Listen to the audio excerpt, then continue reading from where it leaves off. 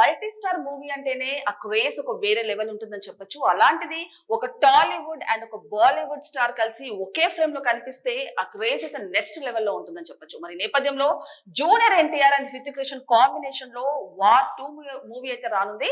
మరి ఈ క్రమంలో ఆగస్టు 14th అయితే ఈ మూవీ ప్రేక్షకుల ముందుకు రానున్నట్టు తెలుస్తుంది.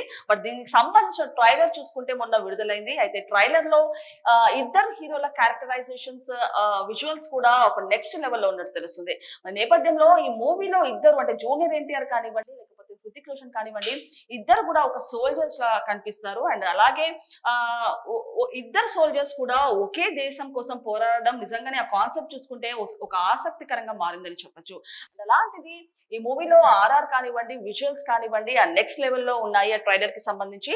మరి నేపథ్యంలో ఇద్దరి డైలాగ్ డెలివరీస్ అంటే జూనియర్ ఎన్టీఆర్ కానివ్వండి, లేకపోతే హృతిక్ రోషన్ డైలాగ్ డెలివరీస్ కూడా ఢీ అంటే ఢీ అనేలా ఉన్నాయని చెప్పొచ్చు. మరి నేపథ్యంలో హృతిక్ రోషన్ డైలాగ్ డెలివరీస్ చూసుకుంటే గనక, నా ఊరిని కానివ్వండి, నా పేరుని, నా కుటుంబాన్ని అన్ని వదిలేసి దేశం కోసం పోరాడుతాను, అండ్ అలాగే ప్రేమించిన వాళ్ళని కూడా చూడను, అండ్ వెనకడుగు వెయ్యనంటూ కూడా హృతిక్ రోషన్ ఏదైతే డైలాగ్స్ ఉన్నాయో అవి ఒక సెన్సేషన్ క్రియేట్ చేశాయని చెప్పొచ్చు.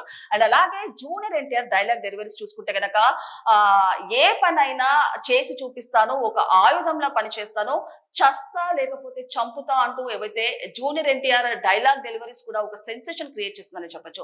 మరి నేపథ్యంలో అశుతోష్ రాణా అంటే కాన్ఫ్లిక్ట్ పాయింట్ కి వచ్చేసరికల్లా అశుతోష్ రాణా ఇద్దరు హీరోలకు సంబంధించి ఒక డైలాగ్ అయితే వేస్తాడు ఆయన.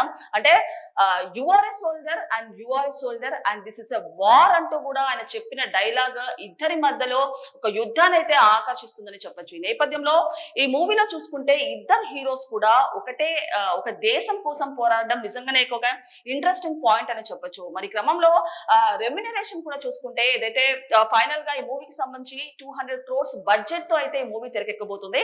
మరి నేపథ్యంలో ద హైయెస్ట్ రెమ్యునరేషన్ గా జూనియర్ ఎన్టీఆర్ 60 crores అయితే తీసుకుంటారని చెప్పొచ్చు. అండ్ అలాగే హృతిక్ రోషన్ చూసుకుంటే గనక 48 crores రెమ్యునరేషన్ తీసుకుంటారని చెప్పొచ్చు.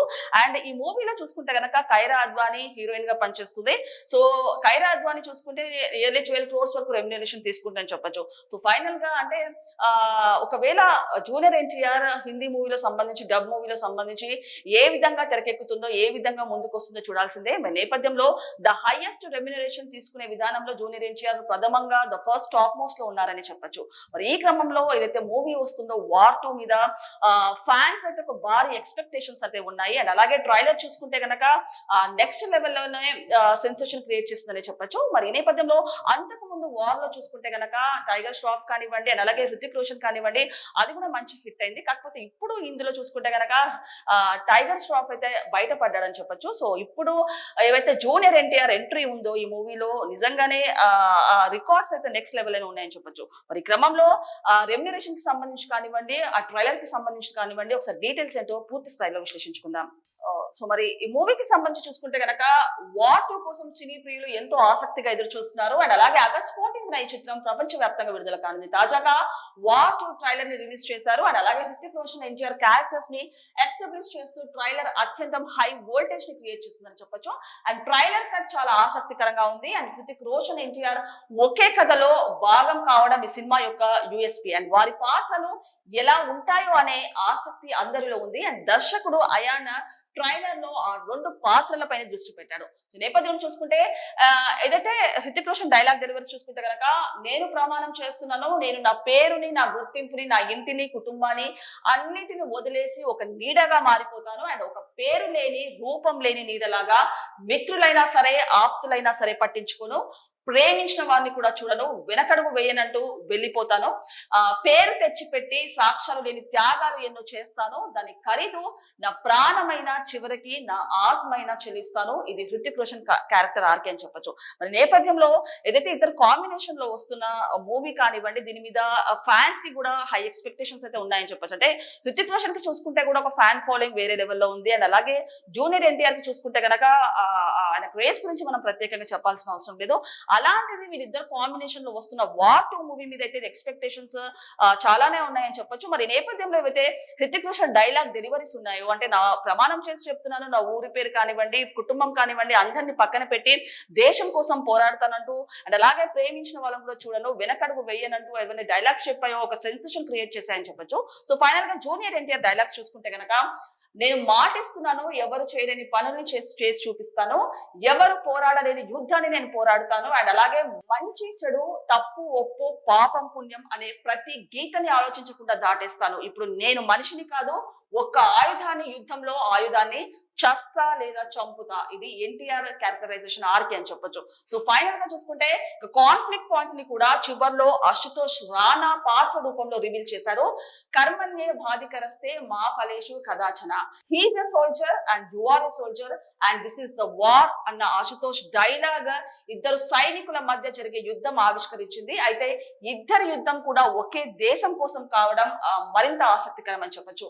అంటే జూనియర్ ఎన్టీఆర్ డైలాగ్ డెలివరీస్ చూసుకుంటే గనక, నేను ఏ పనికైనా ముందుకుంటాను అండ్ అలాగే ఒక ఆయుధంలా, ఒక వెపన్ లా పనిచేస్తాను, చస్తా లేదా చంపుతా అనే కాన్సెప్ట్ తోటి అయితే జూనియర్ ఎన్టీఆర్ అయితే ముందుకు వస్తున్నారని చెప్పొచ్చు. అండ్ అలాగే వీళ్ళిద్దరు కూడా ఈ మూవీలో ఒక సోల్జర్స్ లాగా వర్క్ చేస్తున్నారు. అండ్ అలాగే ఒకటే దేశం కోసం ఇద్దరు సోల్జర్స్ లాగా వర్క్ చేయడము, అలాంటి క్యారెక్టరైజేషన్ చేయడము నిజంగానే మూవీకి మరింత ప్లస్ పాయింట్ అని చెప్పొచ్చు. మరి నేపథ్యంలో ఫైనల్ గా కాన్ఫ్లిక్ట్ పాయింట్ వచ్చేస్తే గనక, ఆశుతోష్ రాణా ఏదైతే డైలాగ్స్ చేశారో, you are a soldier and you are a soldier and this is a war అంటూ ఏదైతే ఆశుతోష్ రాణా చేసిన కాన్ఫ్లిక్ట్ పాయింట్ ఉందో మరింత ఇంట్రెస్టింగ్ గా నిరేపిందని చెప్పొచ్చు. ఈ నేపథ్యంలో ఆ పాయింట్ తోటి ఇద్దరి మధ్య యుద్ధం ఆవిష్కరించిందనే కాన్సెప్ట్ అయితే ఇప్పుడు మనకి అర్థమైందని చెప్పొచ్చు. సో నెక్స్ట్ చూసుకుంటే గనక, హృతిక్ రోషన్, టైలర్ అండ్ ఎన్టీఆర్ పాత్రని సమతూకంలో చూపించారు.